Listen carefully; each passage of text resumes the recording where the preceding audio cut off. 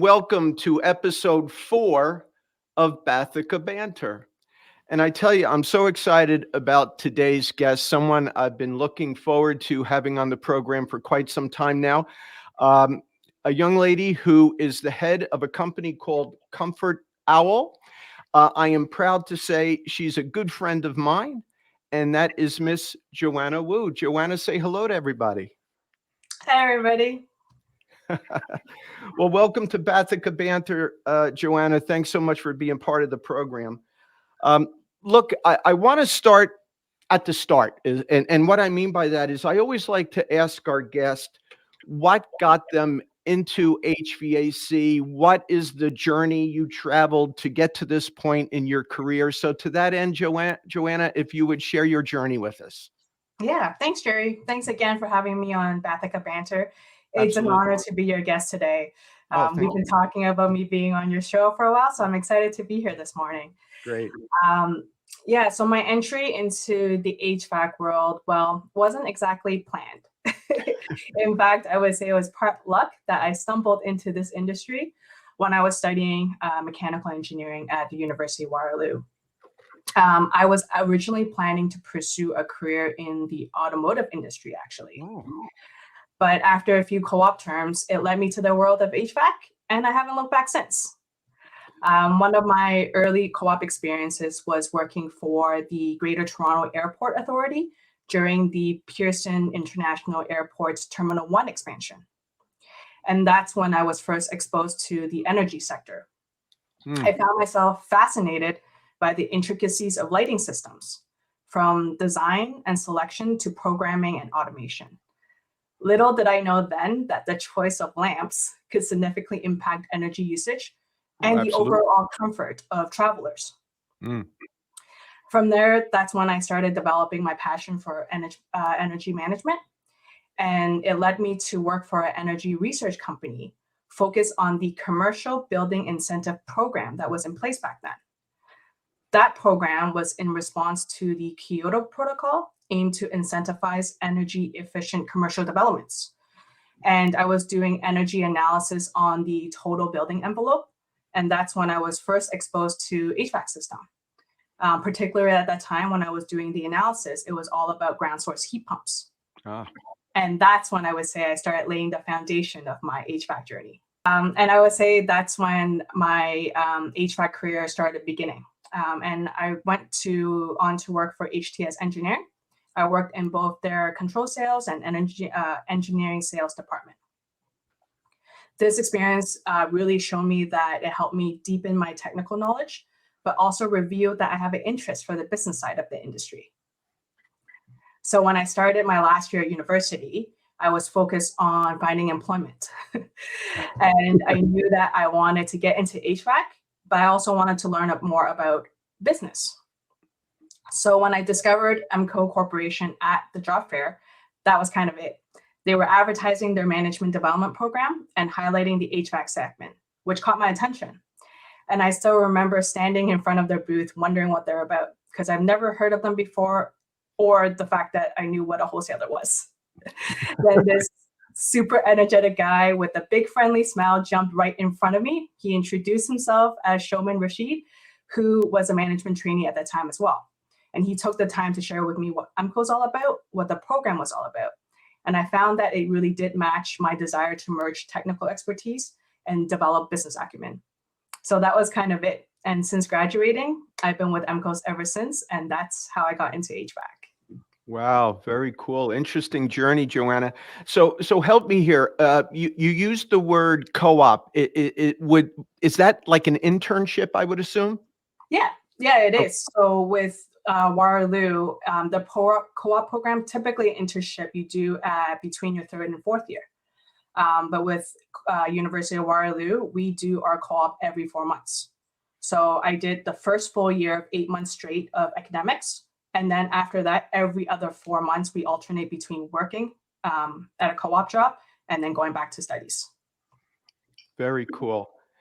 And so you found MCO through a college or university job fair. Beautiful. Yeah.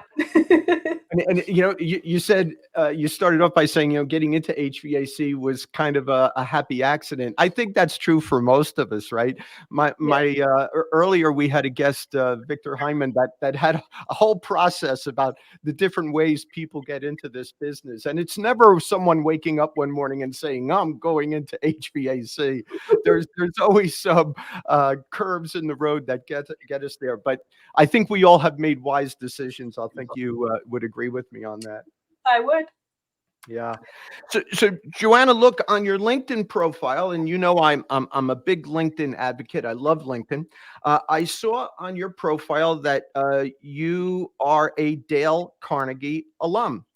I'm always interested in Dale Carnegie, something I never took part in myself. So please share with us what you learned with Dale Carnegie, and is that something you would recommend for others? Yeah, absolutely. So the Dale Carnegie courses that I took were the Dale Carnegie course, the one that I'm most famous for, and I also Hmm. took their sales training course.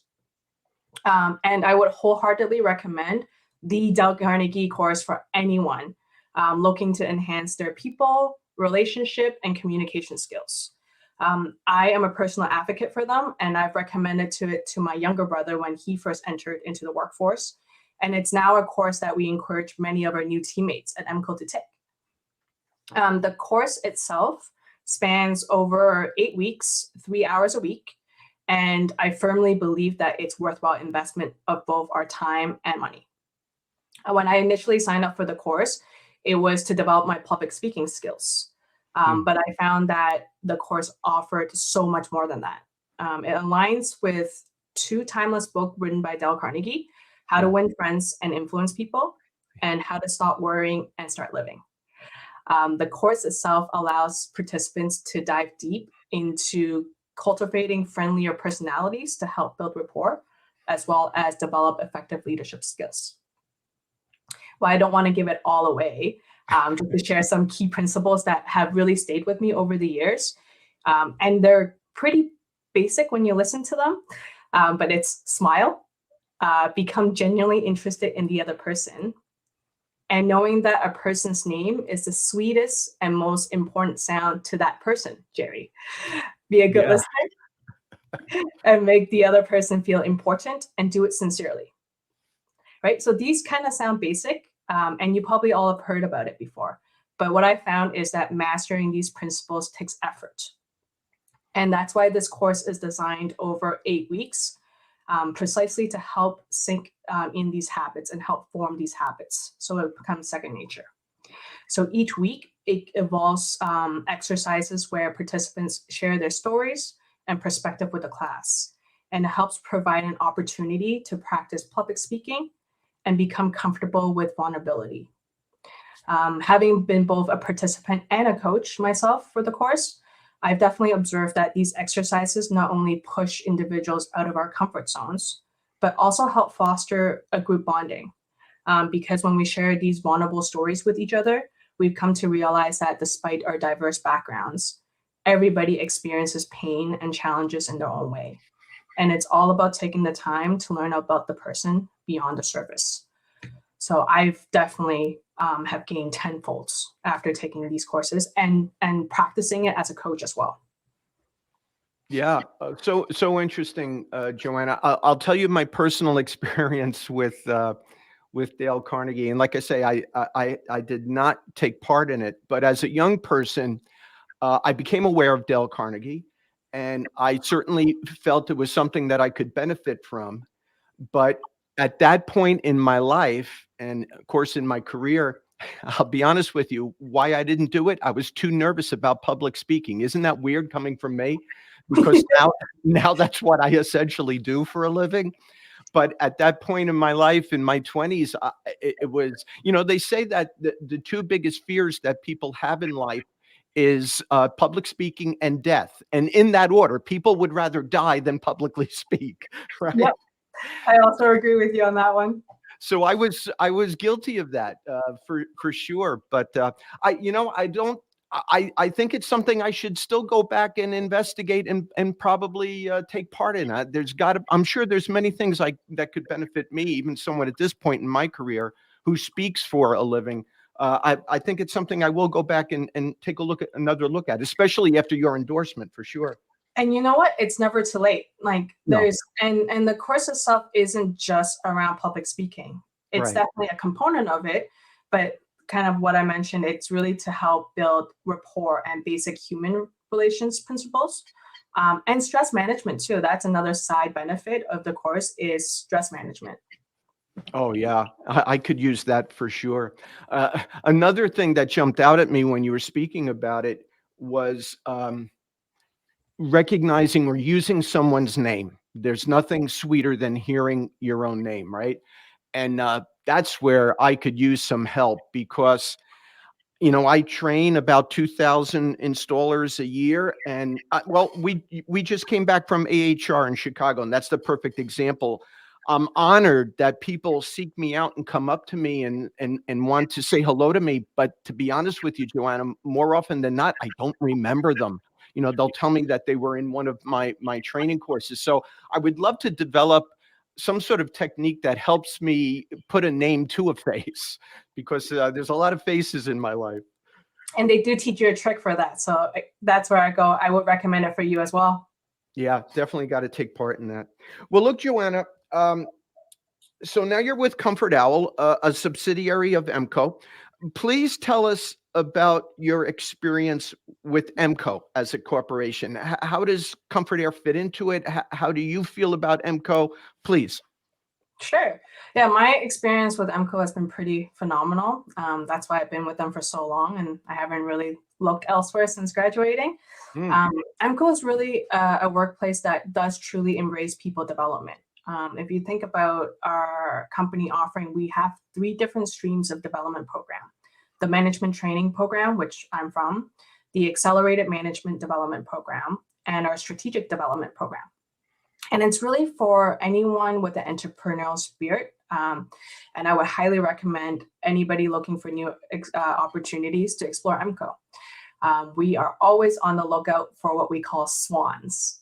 And swans are individuals that are smart, works hard, ambitious, and nice.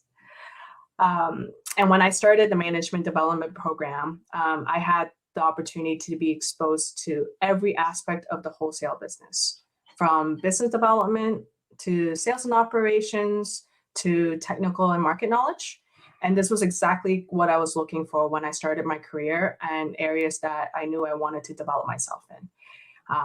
And of course, I was really fortunate enough to have a great set of mentors that along the way have consistently pushed me out of my comfort zone for my development and really helped me become the person that I am today. When I first started with EMCO, they actually started me in the plumbing division in Calgary, Alberta, which to this day, I'm still wondering why they put me in plumbing. But it was a great time there because I was fortunate to have a mentor, Gerry Vickers, who is now the division manager for our industrial division, Westland. And he was the one that was actually recommending me to go to Dale Carnegie. Because he did recognize that I also appeared to be on the quieter side at the start. And when I identified that that was a skill set that I do want to develop, I was actually thinking about joining Toastmasters, which is another common group for helping develop public speaking. But he was the one say, hey, maybe you should check out Dale Carnegie first. And if it doesn't kind of meet your needs, then join the Toastmaster group. So I was so glad that I've done that. And after spending a year with him and the EMCO plumbing team in Calgary, I was supposed to move on to Edmonton for my next phase of development. And roughly around that time, I learned that EMCO just acquired a mainly HVAC distribution business in Ontario called McHugh Supply, which got me really excited because I do want to be in HVAC. So when I found that out, I actually asked if I can go there instead of going to Edmonton. And EMCO granted me that opportunity with the condition that I help the McHugh team transition to EMCO's ERP. So when I moved back to Ontario and joined the McHugh team, That's when I got connected to Andrew Porteous, our profit center manager in Waterloo. Tom Newell, who recently joined EMCO at the time too, and he's our region manager for Ontario Plumbing, and Bruce Passmore, who is now our Eastern region manager for the HVAC division. Between the three of them, they really fully supported my need to accelerate my development in some aspects of our business, as well as our IT softwares. And I had to quickly learn the ins and outs of both EMCO's ERP, as well as general navigation of McHugh's ERP system, so that I can understand the differences between the two softwares and correlate the workflows back to EMCO's ERP. And I also had to quickly learn about the operations of business, from procurement to pricing, accounts payable, and accounts receivable, so that I can tie back these workflows on how to use our ERP system and train the McHugh teammates on it. And remember, when I first joined, I only had a year experience with EMCO at that time. So it was definitely an accelerated learning curve. But it was really, really good experience, because not only did it help my development, but it also really helped me integrate with the entire McHugh team across Ontario very quickly and get familiar with them and its culture, since I had to travel to all the locations and convert them to EMCO's ERP. And after the ERP conversion was done, then I kind of focused back on my management development training, and I continued with McHugh Supply for the rest of them. And when I finished the development program and was ready to manage a location, I went to Niagara Plumbing Supply, which was a past acquisition of EMCO's, and it was EMCO acquired them 9 years prior to me getting there. This location was a little complex and presented a set of challenges of itself. And this is where I truly learned the importance of people and culture, and the need for a positive, passionate, and aligned team, along with some strong vendor partners, so that we can deliver exceptional customer service to our contractors. When I got there, it was a little dysfunctional, I would say. I'll give you an example. When I first got there to introduce myself and get to know the team, the original EMCO teammates would introduce themselves as EMCO, and the original Niagara Plumbing teammates would introduce themselves as Niagara Plumbing. And that caught me off guard a little bit. I wasn't prepared for that type of introduction. And not to mention that the business itself was evenly split between plumbing and HVAC. But the brand Niagara Plumbing Supply itself didn't quite represent that, particularly the HVAC side. So after settling in and understanding the business and the people, I started looking for areas where we can improve. And ultimately, I ended up splitting the business and rebranded the plumbing portion back into EMCO and the HVAC portion into McHugh. By rebranding the HVAC into McHugh, it helped us integrate into the rest of the McHugh team to help further our brand presence in the market and strengthen our vendor partnerships. And after rebranding to McHugh and getting situated, then I was able to focus on rebuilding the culture, developing the teammates, and building our relationship with our customers in that area. And then in 2018, when EMCO's HVAC segment evolved into our own independent division, because prior to that, we were always part of the plumbing and heating division. But when we became our standalone division, I had the opportunity to enhance partnerships and help EMCO establish a stronger presence, HVAC presence, across the Canadian market as the vendor relations manager. This experience taught me the importance of people and relationships and building alignments with external parties, forming strong partnerships so that we can support our shared customers, which are our contractors. In this vendor relations role, I was really fortunate enough to be exposed to two powerful female leaders in our industry, Sean Smith and Kim Rutherford, which was inspirational, because if you look at our industry, we are a pretty male-dominated industry. Yep. And female leaders wasn't as common, and still really not as common today. Sean, who was EMCO's vice president for procurement for 14 years, she really laid the foundation for vendor partnerships for us. And when she moved on to Noble, Kim succeeded her as director of vendor relations. And Kim always took the time to teach me the importance of our role and how critical it is to put together strategic vendor programs for our profit centers to choose from, while staying true to our decentralized model that allows profit centers to make the decisions locally that best suits the local market's needs. Then in 2020, during the challenges of the pandemic, Oh, yeah. EMCO underwent restructuring like many other organizations. And that's when the leasing business was added to my responsibilities. When I assumed that responsibility for that aspect of our business, we already had close to a decade of experience partnering with rental companies to provide the service to our customers, our contractors, who then in turn can offer the service to their customers, the homeowners. And actually, you kind of mentioned him just now, Victor Hyman, a previous guest on your show. Yeah. He was the one that really laid the path for this. He worked hard to foster partnerships and enable growth in the space. He helped our contractors compete against rental giants in the market. Unfortunately, the companies that we partnered with kept getting acquired. And when that happens, unfortunately, it disrupts our strategy as well as our expectation for customer service levels provided. On the bright side, this challenge presented an opportunity for us to reassess and rethink our approach. And we knew that going forward, we wanted to have stability and credibility in mind, as well as the ability to allow us to control our own destiny and not be affected by external parties. This part of when we were going on a new path, it also challenged me again to learn rapidly, this time in the financing space, understanding the intricacies of funding and managing our rental portfolio, as well as crafting a compelling business case for our board to consider embarking on this new venture.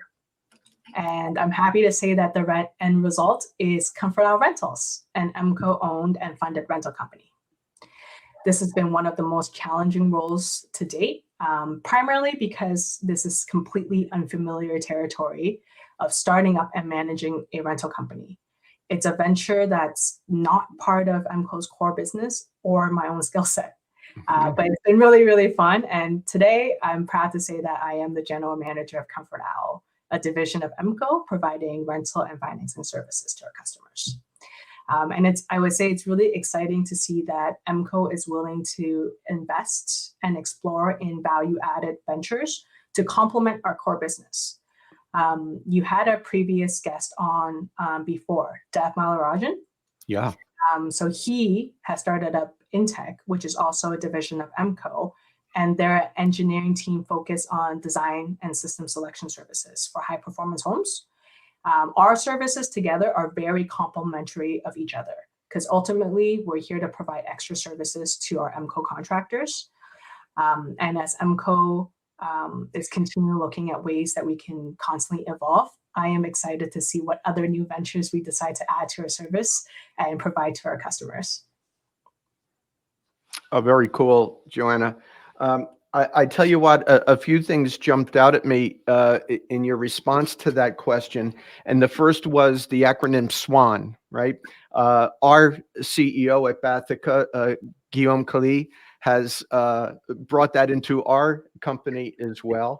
And yeah, smart, work ethic, nice. And believe it or not, I find the most difficult part of that to find in people, and this may be pessimistic, I don't mean it to be, is the nice part of it. I even find that to be the biggest challenge in my own personal life and my own personal career. Sometimes it's easy to just be a little bit too focused, and you have to remember that presenting yourself and presenting your subject in a nice way is important, right? Mm-hmm. We all have enough obstacles in life in general. Just being a little nice is very important, especially in business nowadays. I agree. And you yeah. kind of spoke about that, Gerry, is taking the time because we're all busy. We have a bunch of things on our plates, but it's really taking the time to remember to be nice and treat each other with respect and kindness. And I can then go back to, I think that's why it's beneficial for people to take the Dale Carnegie course, because that's Yeah. when it helps us remember to practice these basic human principles. No question. You also mentioned a couple of names that I want to shout out as well, and that's Andrew Porteous and Bruce Passmore. My relationship with MCO, I am so pleased to say that over the last couple of years, it's not only been a business relationship, but I have developed such what will be lifelong friendships, no matter where I go in my career or others in theirs. I know that these people will be in my life forever. And those two guys are certainly two examples of that. Just wonderful, wonderful people who care not only about their business, but about the people who are so essential to their businesses as well. Couldn't agree with you more. Yeah. Another thing I want to emphasize just for a moment is my last guest was a young lady named Jessica Bannister. The world knows her as HVAC Jess. And a fair portion of our interview talked about women getting into our industry, women getting into our this beautiful trade of ours, as I call it. And I think you as well are as an example of you know there's so many avenues. I'm sure you would agree. In fact, your journey is the perfect example of that. In Jess's world, she's actually turning the wrenches. She's out in the field fixing equipment. In your case, you're in more of an administrative position, and it just is an example, a shining example of the many different avenues that are available to everyone. And we need more women in this industry so desperately. I think you would agree. I definitely agree. I think diversity is really important. And as our industry evolves, and we're in such an exciting time in our industry where there's tons of innovation and tons of other new sectors emerging for our industry, that it's exciting time to have hiring diversity into our industry. No question. Well, Joanna, look, I want to turn now to Comfort Owl. Please give us an overview of Comfort Owl. What is its purpose, and who are your customers, please? Yeah, thanks. I'd be happy to. And I appreciate the opportunity to share with the audience Comfort Owl's purpose. So, at its core, Comfort Owl is designed to support our contractors, whom we refer to as the Comfort Collective. And our primary aim is to empower our contractors to be able to provide flexible payment solutions to their customers, who are typically the homeowners.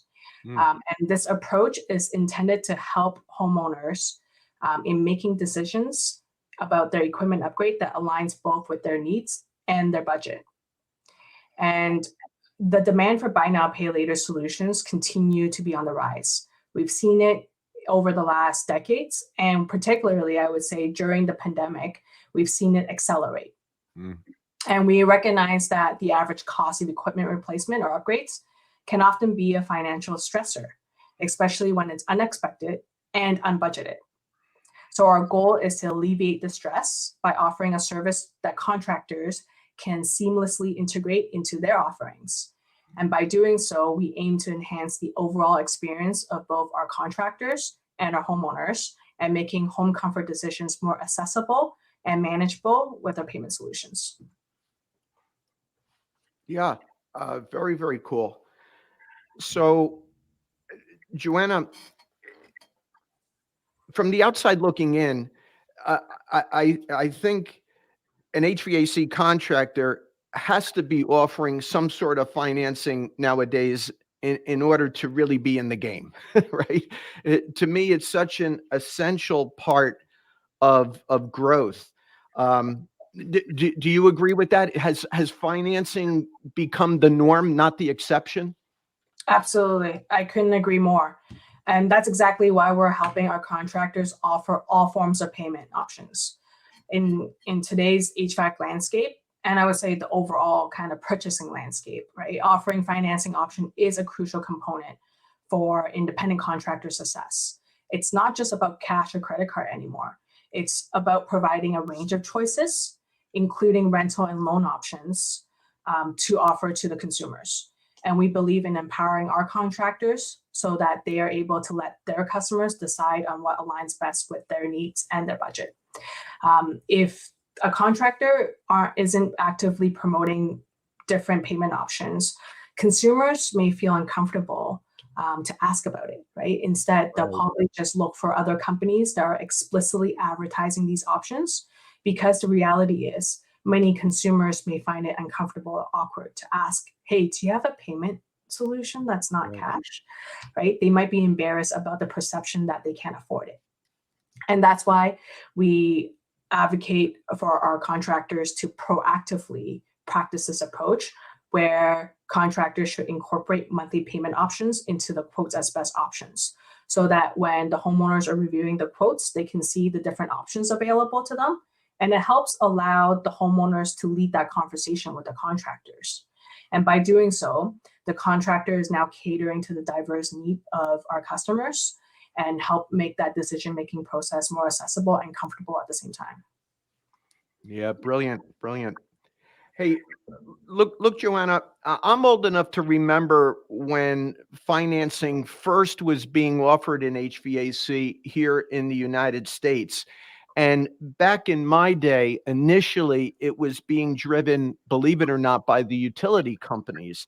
And I always felt that was the wrong source. I just felt it had a perception of conflict of interest. Um, I see where EMCO has a partner in Comfort Owl, and that is a company called Abode. Please tell us about Abode and how they fit into the Comfort Owl world. Yeah, I kind of chuckled when you said that the United States first offering of rental was driven by utilities, Yeah, because it's very similar here in Ontario, where initially rental water heaters were driven by utilities to help promote the adoption of natural gas into homes. right. And we also recognize that potential conflict of interest. So in 1999, the rental portfolios were actually spun off from the utilities. And since then, those companies that were spun off have grown significantly. And over time, we've also seen the rise of other rental and financing companies start up and consolidate. And Bolt Financial themselves is a relatively new player in the rental and financing space. They're founded by a group of industry veterans, though, who have worked for various other financing companies as well. And they share a vision to provide better services than what's currently existing. So when we as EMCO started out on the path and recognized that we needed to find a sustainable rental and financing service, we acknowledge our own limitation in operating this type of business, given that our core expertise is in distribution. Right. But we knew that we wanted a controlling stake in the new venture that we're going to pursue because of our past experiences. And when we connected with Abode, we realized that we found a partner that was very open to exploring and collaboration. So this ultimately led to the formation of Comfort Owl Rentals, who is a joint venture between us and Abode. And through our partnership with Abode, we now get to leverage their experiences and skill sets, and also gives us the added ability to provide loans in residential retrofit as well as commercial leasing, which enhances our overall suite of services that we can provide to our customers. Yeah, again, brilliant. You know, you recognize that maybe the financial side of things was not MCO's core business, as you say. So partnering with Abode, who understands that process, again, brilliant. Um, so a nice segue into my next question, Joanna, is I recently was present for a couple of Comfort Owl presentations by a gentleman named Corey Skillen of Abode. Tell me if I got this right. Your customer, the HVAC contractor, actually partakes in the interest profit over the period of the loan with the end user. If I got it right, that's a unique opportunity. It's an annuity. I look at that as an annuity that could create an income source for the HVAC contractor that's really never been offered before. Do I have that right? And if I do, please expand on it. Yeah, you've captured the essence of it. And it goes back to when us and Abode got together, we were really trying to think about what we can do differently, and what we can offer to our customers. Because at the end of the day, we're committed to fostering long-term partnership with our contractors and sharing in each other's success as we grow together. So when we were looking at designing our program, we decided on a few key features that isn't as common in the space, and consists of offering maintenance plans, so that our contractors can easily offer it to homeowners, where we simply collect the monthly payment on behalf of the contractor, and it helps the homeowner manage the payments for the maintenance plans. We also direct our service work back to the original contractor that started the loan or the rental with us. And as kind of you mentioned, we did implement a profit sharing program. And these initiatives is quite tailored to the uniqueness of each contractors, aligning with their business strategy. So through collaboration, as we understand the contractor's business, their vision, we work together to customize these benefits, ensuring that it aligns with the contractor's goals and how we can contribute to our collective growth together. Yeah, I find that aspect of it, Joanna, just absolutely amazing. You know, again, going back to my interview recently with Victor Hyman, he talked about service contracts, the importance of selling service contracts. And he actually made the statement that service contracts actually kept a lot of our customers, a lot of contractors in business during COVID. I could see your format here also assisting in downtime. Hopefully we never go to a COVID again, right? Absolutely. But should it happen again, I look at what you just described as an annuity. That's going to continue. People hopefully are going to continue to pay their bills, continue to pay their loan requirements during something like that. Wow. Again, it can keep a company solvent, having that kind of revenue stream. For sure, and definitely don't hope another pandemic No. happens in our lifetime. But even without that big disruption that we had for a few years, if we look at our business, it's really seasonal based. So we do have cycles of really busy times during heating and cooling seasons, but we also have a pretty low time period in between the seasons. So service contracts is definitely a method to keep our contractors consistently busy throughout the year, so they don't have to think about downsizing or laying off some of their team to go through the slow periods. And that's also why we decided to build in the program that can help them have a different income stream. Yeah, no question. Really good stuff, Joanna, for sure. I'm excited about that. Hey, look, I want to play devil's advocate for a moment, if you'll allow me. I don't understand the concept of renting HVAC equipment. So please explain to our audience why that would be a viable option for someone. Yeah, for sure. And I would say rental is fitted for homeowners, consumers that are seeking peace of mind and Okay. hassle-free experience. And I can put my hand up saying I am one of those type of customers that are looking for that. Oh, It's very similar to kind of the difference between leasing a car and financing a car. okay. You're going to have different audiences that would prefer one or the other, or cash, full on cash payment, right? So when the benefit of a rental program is that it provides that peace of mind coupled with the convenience of easy monthly payment. So with our program, we require a 10-year commitment. And during that 10-year commitment, breakdown protection is included. So in the event of equipment failure, homeowners simply call their contractor or call us, whoever they prefer. And we will know that the issue is taken care of at no additional cost. So no out-of-pocket expenses for repairs. It's all covered under a rental program. And then after the 10-year commitment, our homeowners have the choice to purchase the equipment for $1. And then when they purchase the equipment for $1, that will end the rental program, which means that their breakdown protection will end as well. Or they can keep going month to month with us and keep that breakdown protection coverage. And really, after renting equipment for 10 years, and as we look ahead with all the technology advances and innovations we're going to have, 10 years from now, homeowners may want to upgrade their equipment to a more efficient equipment.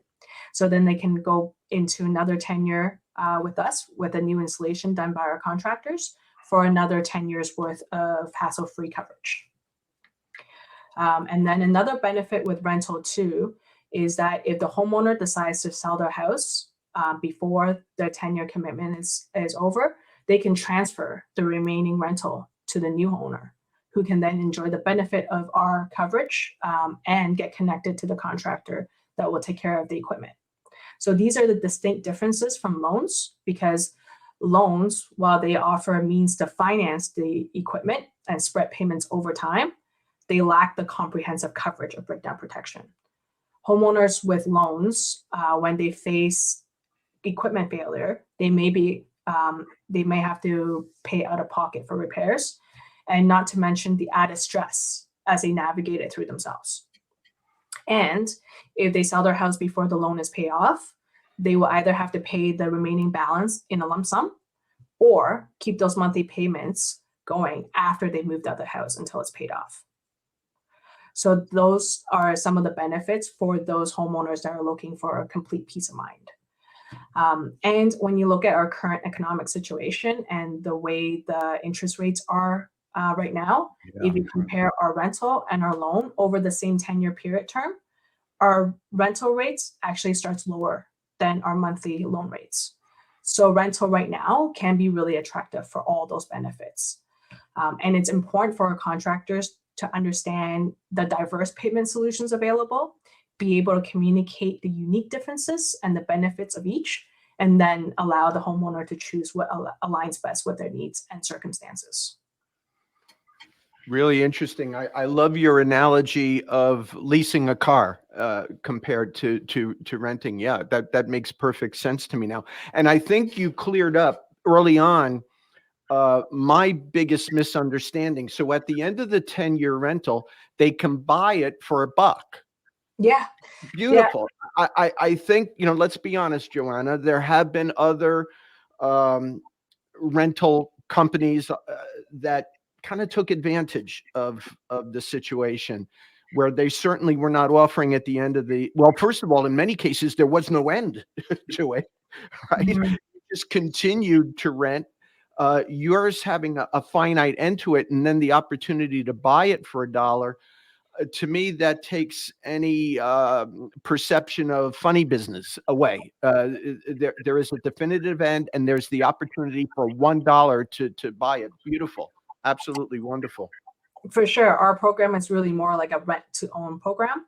Yeah, exactly. And it speaks back to Comfort Owls and a boat's shared mission in wanting to provide something better in the space, and ultimately having all the stakeholders benefit in play. So the contractor benefits, the homeowner benefits, and ultimately we benefit.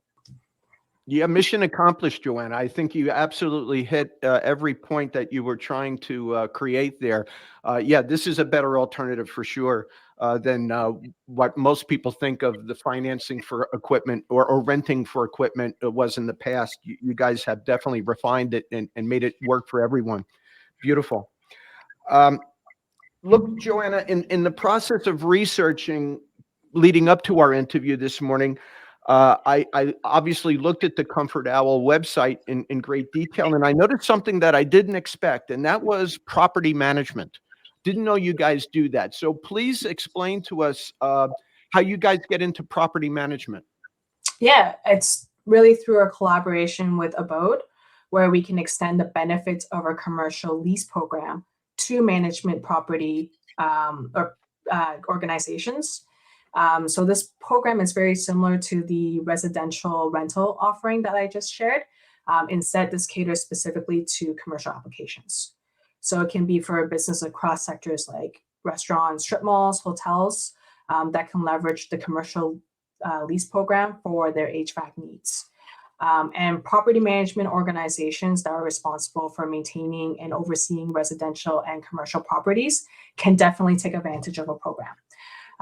These properties can include co-op housing, student housing, senior residences, where we extend our services to provide a comprehensive HVAC solution with easy payment solutions, so that these organizations that are entrusted with property upkeep can be as efficient as possible when they have to do upgrades and changeover, and provide a hassle-free experience.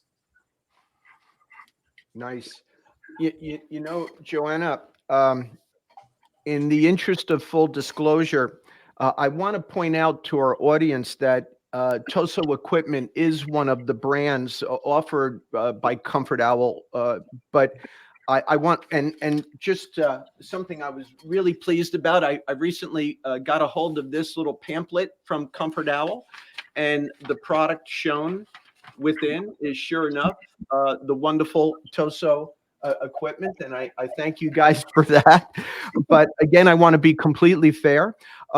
So please tell our audience what other brands are available through Comfort Owl. Yeah, and thanks for the disclosure. I really like your style that way, Gerry, because this Yeah. aligns completely with Comfort Owl's core values of being honest and transparent. So with us being a division of MCO, we can offer brands that are distributed by MCO. And this really varies based on region and what we have access to across Canada. So for example, for our heat pumps, we are completely Toso across Canada, along with Daikin, while our furnaces and air conditioning brands can vary from American Standard, Trane, Rude, Keep Right, Tempstar, or Daikin, depending on the province. And then our water heater selection can be from Navien, Rheem, and Bradford White. And I would say if anyone from your audience is interested, I would recommend either reaching out to the local MCO or contacting me and us at Comfort Owl directly to explore what brands are available in a certain area. Nice. So that's a wealth of product there that you just described, Joanna. So yeah, I think there is something for everybody, no matter what product or what particular brand someone may be interested in. You mentioned Navion, and I just want to say something about, you know, I've been at this game, this HVAC thing for quite some time, and the instantaneous water heater has really blown me away. And specifically Navion, you know, they're one of those companies that 5 years ago, who knew of Navion, right? And man, they are everywhere now. I'm so excited about companies that have that kind of, you know, meteoric growth. Navac Tools is another one. 5 years ago, Yes. who ever heard of the name Navac Tools? And now, you know, they are the standard in the industry. It's just amazing to me, and it's obviously it's a tribute to their people and their product. But yeah, so cool. Well, Joanna, here we are toward the end of our time together. And there's something when this goes to air that you'll notice at the end of every program, I do something called Gerry's Pick of the Month. And it's just an opportunity for me to share with our audience something that in the last 30 days I've discovered and has been a real turn on for me. Sometimes it's a tool, sometimes it's a documentary, a film. Oftentimes it has nothing to do at all with HVAC. So I've started with our new program, Bathica Banter, to offer our guests that same opportunity. So to that end, Joanna, is there something that you've discovered recently that you want to share with our audience, please? Yeah, and what I want to share isn't quite directly HVAC specific, but I think we can all apply it to our general life. And I want to highlight Ali Abdal. If you haven't heard of him before, he's quickly become a popular productivity expert. So Ali is a doctor turned YouTuber and most recently author. Ali recently released his book titled Feel Good Productivity. And I find this particularly relevant at this time when we're in January and many of us are focusing on our New Year resolutions. Yeah. And not to completely give the book away, It talks about the importance of feeling good, because feeling good gives you more energy, which then boosts your productivity, which then helps you feel more accomplished, which then leads to making you feel good. And it kind of becomes that vicious cycle, and it powers you up. Because contrary to common belief that success leads to happiness, Ali in his book explores the idea that it's actually the other way around, where feeling good is a precursor to success. And the book itself provides some actionable insights on how to play, how to power up, and how to connect with people that lifts you up. And it also addresses some common blockers like procrastination and burnout that prevents us from achieving our goals, and also offer tips on how to overcome these challenges, and establish some sustainable habits. So whether through his book or his YouTube channel, I feel that Ali's perspective on productivity is really refreshing and impactful, and definitely worth exploring. Wow, I am super interested. Tell us again the name of the author, Ali. Ali Abdaal, Abdaal. Wonderful. Well, yeah, feel good productivity. Mhm. I just your description there. I know I could benefit from that, both mental and physical health, right, Joanna, for sure. Uh, I think a lot of us, well, many of us don't focus on either of those, and I think that's a problem. Sometimes I think it's a problem which is unique to our trade. We tend to just work through pain, and that could be dangerous. Quite frankly, I learned that the hard way for sure. But one of my personal projects, if you will, is the awareness of mental health. Um, yeah, feeling good is not always easy for some people, right? And it does influence our careers. It does influence our success. So getting a handle on that, so important. And I thank you so much for that recommendation. I guarantee you, I personally will be searching out that book and that podcast for sure. I would love to hear your thoughts about it when you check him out. We're going to follow up for sure, Joanna. Absolutely. Well, look, Joanna, I was so excited about having you on the program for so long. Like you said, we've been talking about this. We finally got it accomplished because I knew you would hit it out of the park, and you exceeded my expectations. You're so smart.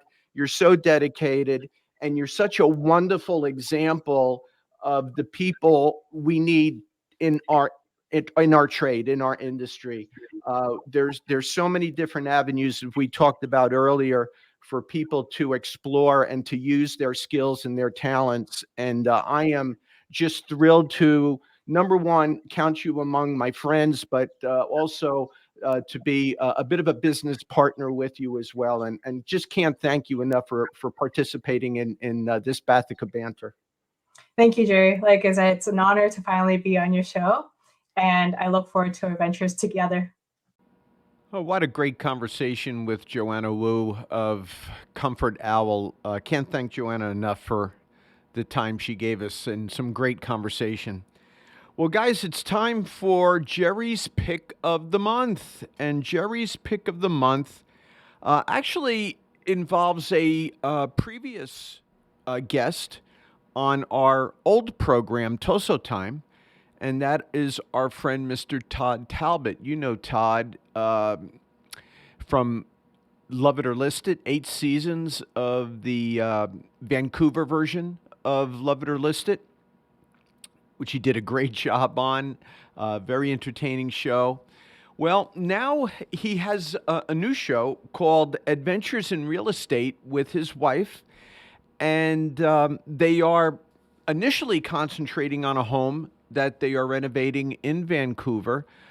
And it's just a fascinating story. I will, for full disclosure, tell you, I do have a vested interest in the project because we are utilizing our Toso Versati air-to-water heat pump for that project, which is going to be great.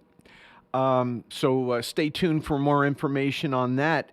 But what I love about the show, Adventures in Real Estate with the Talbots, is just, quite frankly, the straightforward honesty of it.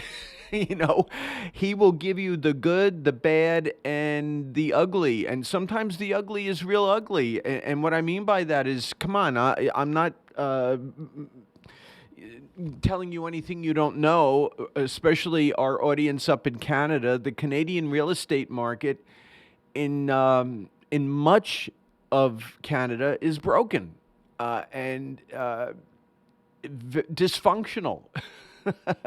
And Todd kind of pulls back the curtain on a lot of that in a very honest and straightforward way. So check it out. It's on YouTube. Todd Talbot, Adventures in Real Estate with the Talbots. Well, first of all, everything Todd does is entertaining. But this, I think, is also educational, to be quite honest with you. For those of you in Canada who are looking to get into the real estate market, you need to know some hard truths about what's happening up there. And Todd, like I say, will give it to you straightforward. So again, Todd Talbot, Adventures in Real Estate. It's on YouTube. Check it out.